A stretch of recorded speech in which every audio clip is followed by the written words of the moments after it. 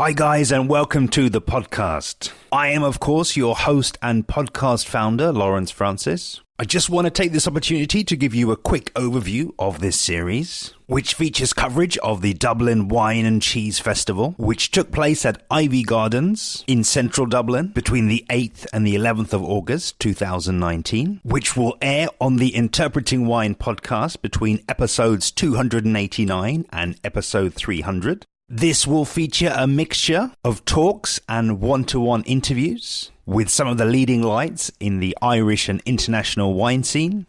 This consumer fair is now in its second year, and I was seriously impressed with the quality of speaker overall. I think that events of this type really lend themselves well to being covered for the podcast, and would love to feature more events of this kind in the future. So without further ado, here is today's episode of the Dublin Wine and Cheese Festival 2019 series.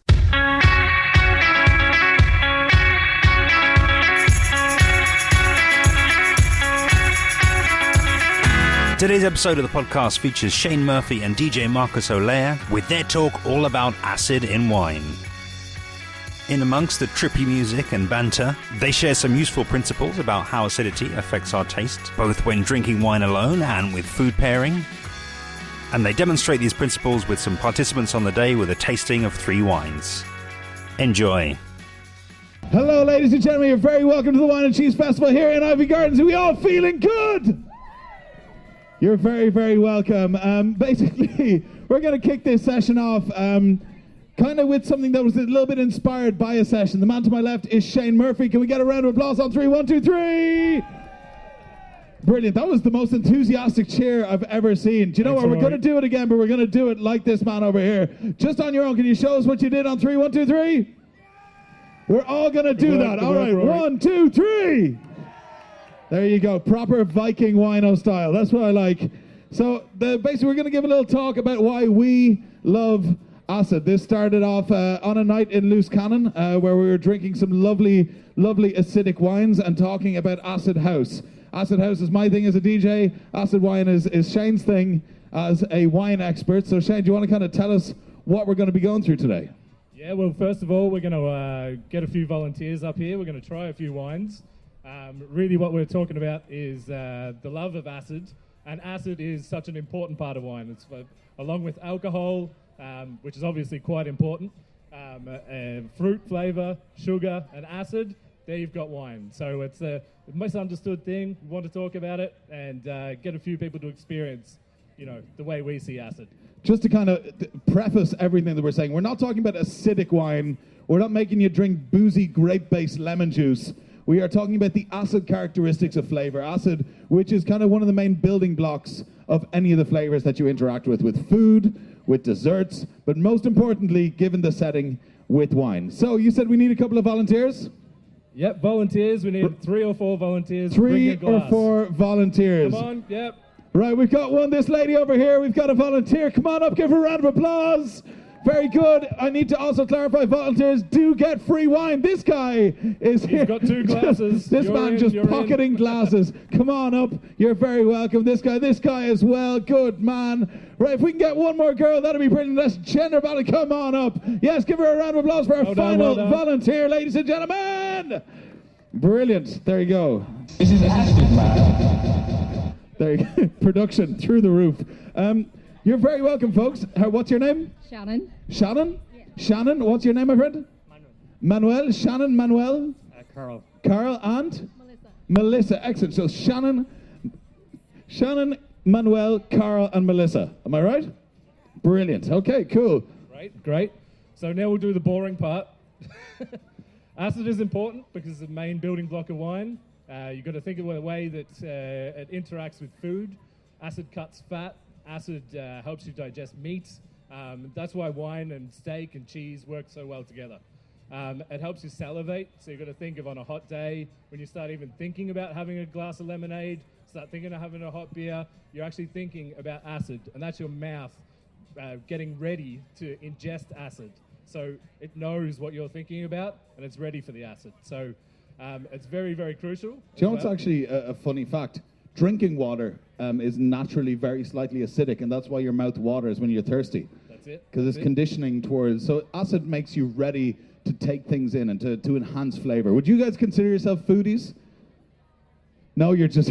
Carl's like, yeah, everyone else around me is an amateur. They're just here to get pissed. If you're here, you're a foodie. So it helps balance out sweetness. Without the acid, you couldn't handle the sugar. And that goes for many things. And most importantly, it keeps you coming back for more. So if you enjoy a Sauvignon Blanc, that you like acid. So that's basically it. Here, we've got a pH scale, just to be nerdy, because I can't do something without being a nerd. It shows here, we've got acid, kind of sits between 4 and the late 2s. You've got lemonade and Coca-Cola sit down at around 2.5.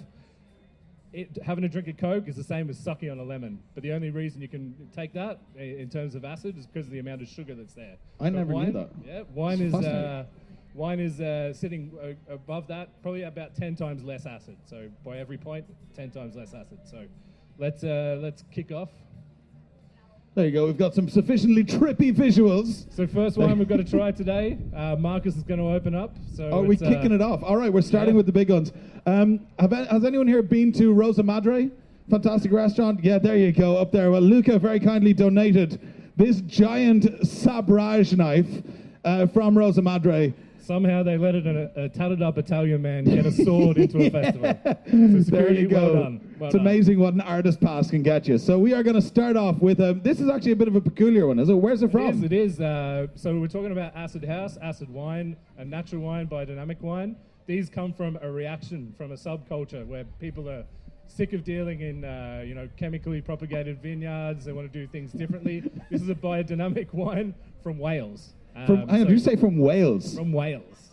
This is wine from Wales. Welsh wine. Why not? Why not? Do we have any Welsh people here? Right, okay, one person. Well, we have the same amount of Welsh bottles of wine.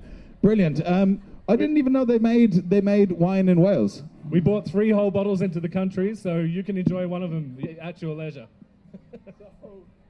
Hopefully this is sparkling enough for this to work. This should be interesting.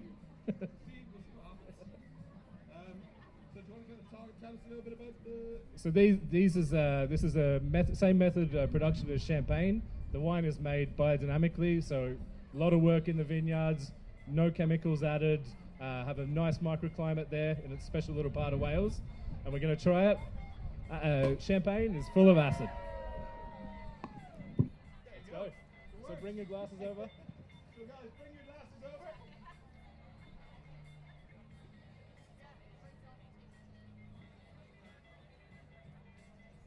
So it's up to you guys. You can either sample the wine and use the spittoons. Spittoons I haven't seen anywhere at this festival so far, so I'd say they're probably not very popular. So just try this wine, take it in. I'm not going to go through a full-on tasting note. I want to know what you guys think about what kind of fruit you're tasting it. So are you tasting lemons, are you tasting citrus, are you tasting green apples? Then we can kind of tell you which acid you're tasting.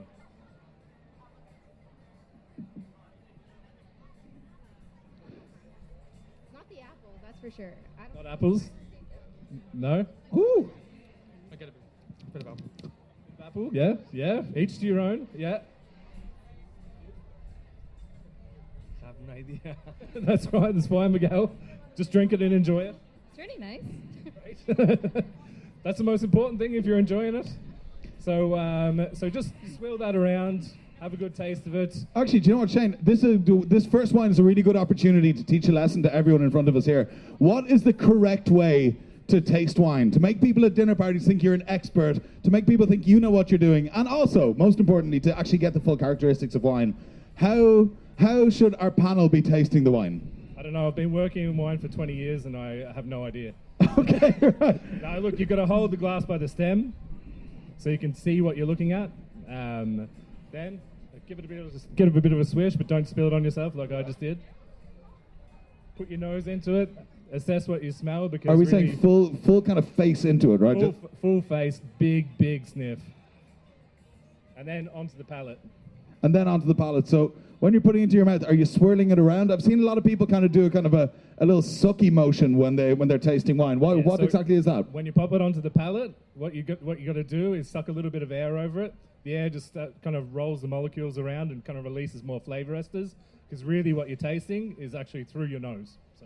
So did you guys do that at the first taste? Okay, well, why don't we try that again? Because obviously acid's a big flavour come on. Why don't you try that again while breathing in a little bit of air through your mouth to freak out those molecules and taste through your nose. So we'll try it on 3. 1, 2, 3. We'll have a little taste with the little sucky thing. That's the sound of wine tasting right there. Yeah, that's very technical. Is there a different flavour? Carl is like, yes, that is very different. Carl, your glass is also empty. Let's sort that out. So would everyone kind of say this wine has a fairly, acidic note to it? Is it fairly kind of lemony, citrusy, pithy, and green apple? It's pretty stock standard, I think, for this side of wine. This is particularly interesting because it's grown in a warmer part of Wales. It would have to be. But because it's cool climate, it has higher acid. So less sun, generally higher acid. So it does. You can really taste the Welsh from it. Like I'm getting crisp green apple, lemon zest, and just Welsh. Yeah. So brilliant. So are we ready to move on to our move on to wine number 2? So guys, if you could neck your remaining wine, we're going to move on to the... Either neck it or I bought these buckets here, but they're optional. Of course, we would never encourage you to neck wine in any way other than very responsibly. They were tasting portions. Yes, yeah. There you go. Okay, so second wine is a Riesling. So Riesling is much misunderstood because people generally had a bad experience with German wine. Maybe it could have been one of the first ones I've ever tried. It might have been a sweet one. But this is a dry style of German wine. Remember, folks, everything happens for a Riesling. Very good, Mark. Classic. So we're going to do this again. Sip it, try it.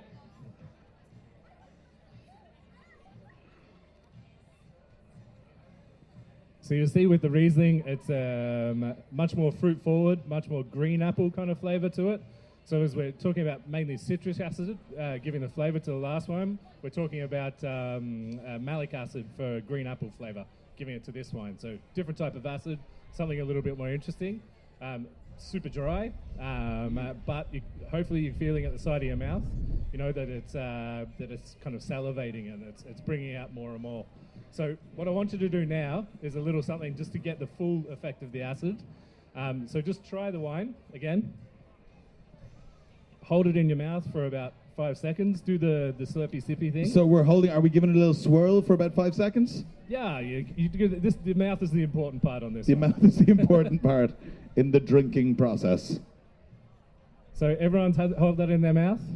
Now what I want you to do is just put your chin to your chest and hold it there with your mouth open for the next 10 seconds.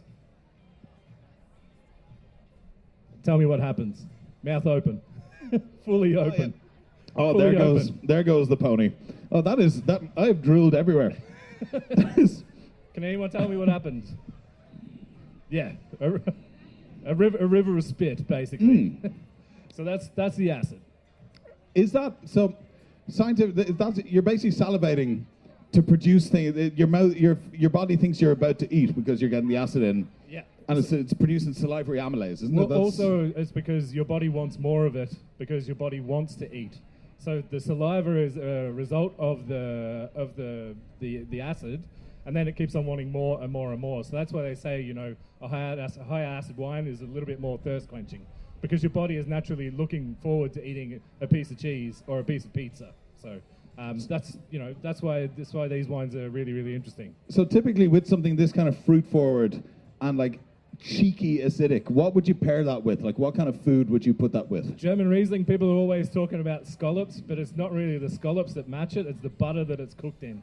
So it's the butter or it's the bacon fat that it's cooked in. So that's the typical match for it. Otherwise, German Riesling works really, really well with steak cooked in butter with blue cheese on top. So you're saying anything really intensely buttery? Intensely fatty, intensely buttery. Same with sparkling wine. Rory was doing a great talk earlier on crisps and champagne. The easiest match in the world is to come home, have a really dirty, cheesy pizza and a really kick-ass bowl of wine. Don't bother going down the supermarket and spending 30 quid on a nice steak. Do you know what? That is cheap pizza and spend the money on the wine. That is the single most the boom is back statement I've ever heard. Come back from a night out, just have a fucking shitty pizza. and a cracking bottle of wine. Yes. Ask my missus, she's down there. That's a weekly occurrence. So, do you guys have any comments on the wines we've drank so far? Anything? Did you prefer the first or the second? The second one. First or the second? Did you get very drooly? Very drooly. Okay. Manuel, where are you from, Manuel? Are you Spanish? Yes. And kind of Spanish wines are generally quite dry, aren't they? Yeah. We have one coming up actually. Oh, we have a Spanish wine, so we're going to get a full explanation from Manuel. Carl, any preference so far? The Riesling. The Riesling? Absolutely. And Melissa, what about yourself? The first one. The first one. Okay.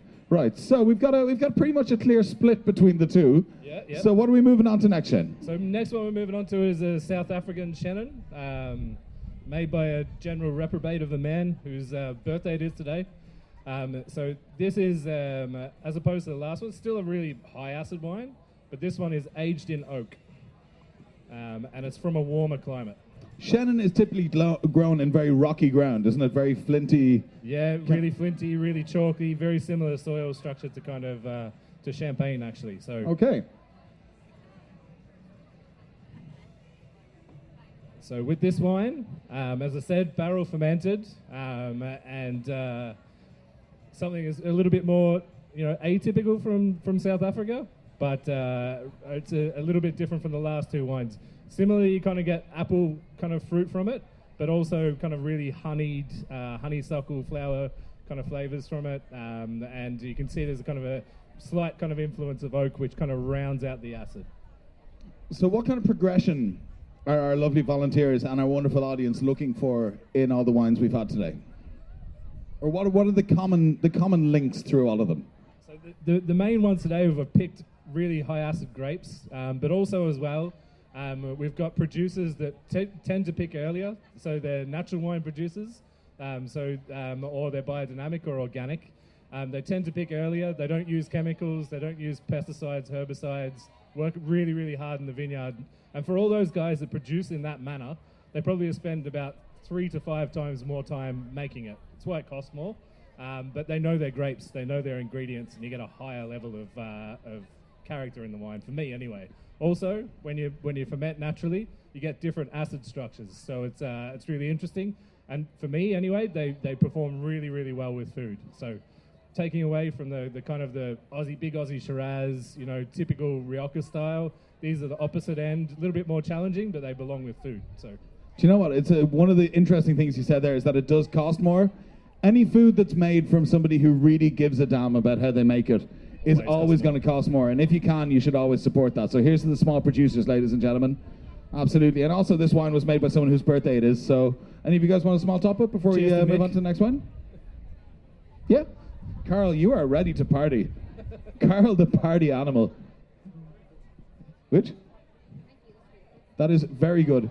Shane, the Chenin is a lot, it almost has a little bit of creaminess and flintiness to it, doesn't it? Yeah, it's from warmer climate, so it has a higher level of sugar when it's picked. And also it spends time in oak. So the oak barrels, they're not really there to give oak flavor. That's kind of a recent phenomenon. Really, in old school winemaking, they're there to impart oxygen into the wine really slowly. So when things oxidize, it's a really, really slow process of aging, really. So when you bite an apple, even though it's quite acidic, you leave it on the bench, you come back, you see it browning. That's what the winemaker's trying to achieve inside the barrel, just to give a little bit more kind of different character. Also as well, the difference with this one is you've got your 3 different types of acid. So malic is your apples, citric is your lemons, and then tartrate's over here, which looks a little bit suspect. That is a cork. If you ever pulled a cork and it has a load of crystals on the bottom, or you ever have a bottle of white wine that you've had in the fridge and it has a load of little salty-looking crystals in the bottom, that's a sign of a pretty decent wine, because that's a tartaric acid which is formed in there, which is the most important to wine production. So I had an Albarino recently, which was just filled with tartrates, and it's like, to the untrained eye, those little crystals can look suspect. Very suspect. But they're a good thing. They're a good thing. They're a good thing. We've got a caller. So are we moving on to our final wine? Final wine, yeah. So how are our volunteers feeling after consuming this much acid? Right, okay. The spittoons have been really, really popular. Yeah, the spittoons have gotten a lot of views. Yeah. It's always good to see people volunteering not to drink at something like this. So our to next really spit wine it out. is a curious one, actually. A curious wine. Yeah, so it's a red wine from Spain. No pressure, Manuel. I'll ask you to tell me what it is blind. So is this is a bit of a mystery wine from Spain? Nah, it's a bit of... Yeah, I won't put you on the spot, but so this is kind of a really new wave winemaker in Spain. So they're called Fedellos de Couto. Yeah, definitely well picked up. Yeah, kind of a definite aroma of bacon fat. Is that called Bastarda? It is called Bastarda. So really, Bastarda is the Portuguese name for the grape varietal, because it's a fucking prick to grow. So Really? so basically, the local farmers there have named it Bastarda because it has really, really thin skin. So when they go out and harvest it, it's forever breaking before they get it back to the ferment. So they're just like, it's Bastarda. So, Manuel, is this a very Spanish attitude? Just you see something with thin skin, you're like, Bastarda! Yes? No? It's a matter of people. Well, what do you think because I think we don't have any Welsh people on the panel. I don't think we've had any South Africans. As the Spanish person drinking Spanish wine, what's the opinion on the Bastarda? Not too bad. There you go. Thanks for that. So this is a kind of a weird grape. There's not much of it in Spain. It's otherwise known as Trousseau in the Jura, and they think it got down to Galicia via the Camino from the monks. So that's the only way they can say that it arrived down there. So it's the first red wine, but it's a high acid wine. And with red wine, I think people are always looking for something that's chunky, beefy, meaty. You don't have to be. Like something like this can be chilled in the fridge, really enjoyable. You get those really intense notes of fruit, but it's really kind of light and it dances on the palate. So it's something that's interesting. This is interesting. You might be able to kind of educate us on something here. As you pointed out very well, there is actually a smell of kind of a smoky protein off this. It's almost kind of like a bacon fatty smell, but it's so light on the tongue. Can you kind of tell people about the difference between the nose and the mouth, especially when it comes to something like this, which is high acid? Yeah, really on the palate, you're only tasting whether it's salty, whether it's acidic, whether it's bitter. That's what your palate does. It's your olfactory nerves in the back of your in your nose that actually lead to form the flavor compound. So everything you're smelling is really what you are smelling. It's nothing more really on the palate. On the palate, you're only picking up whether it's acidic, but also with your eyes, you're looking at it and you're deciding before you've drank it, really kind of what fruit you're going to taste in it. So everything's quite personal, but like picking out an aroma like bacon fat, it's purely an aroma thing rather than a palate thing. Do you know what? Just as a kind of a secondary closing statement, when you taste that, it's quite fruit forward and juicy, yeah? But obviously we're talking quite a bit about acidic wines. I want you to all take a sip with your nose blocked. So hold your nose closed. So close your nose like this. This is the interesting thing. It goes back to what Shane was talking. So close your nose, take a sip, and swirl it around. And you'll taste the acid actually far more. Yeah. It's interesting. Just doing that, all of that kind of big fruit is gone. This is something we used to do on lawn tennis courts before teenage discos in Australia. Oh, yeah? Safely drinking. Oh, yeah, of course, and legally But, of yeah, age. definitely, if you didn't like the flavor of something, peg the nose. Peg Okay. the nose. Yeah. Right, so any kind of closing thoughts on acid of any sorts? No, I reckon we should just play some tunes. I reckon we should just play some tunes. Anything from you guys? Which one did you enjoy the most? Was I suppose hands up for the red, So, for the Welsh Which? one, yeah. the South African with the Chenin, which was lovely and creamy, a little bit less kind of in your face. Whose favourite was the Welsh sparkling? You're stuck between Wales and South Africa. Okay, cool. What about yourself, Carl? You go for the South African, Manuel? For the second one, okay, which was the Riesling, so. The Riesling, very good. And which? The smell was beautiful, yeah? And finally, Minister, yourself? Sorry, Shannon, yourself, the South Africans. So we've got 3 votes for South Africa. And nothing for the poor old bastard. And nothing for the poor old bastard. Well, do you know what? The lesson we can take away from this is you don't get anything if you're a poor old bastard.